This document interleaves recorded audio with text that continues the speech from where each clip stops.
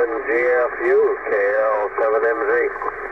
I just happened to hear you on there, and I was copying the other feller too, just seeing if I could. I think you're higher than I am, but he was a little bit fuzzy to me part of the time. I'm not hearing the static crisis like you, just a constant power line noise here.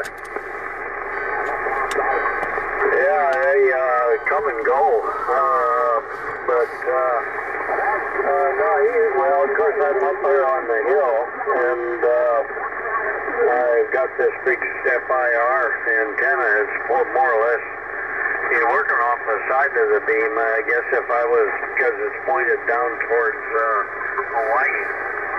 So he was really doing well. If I was to point the beam to him, it'd be like he was next door. But what's your temperature down there in the valley? Well, I think you were right about this. I think it's around 80.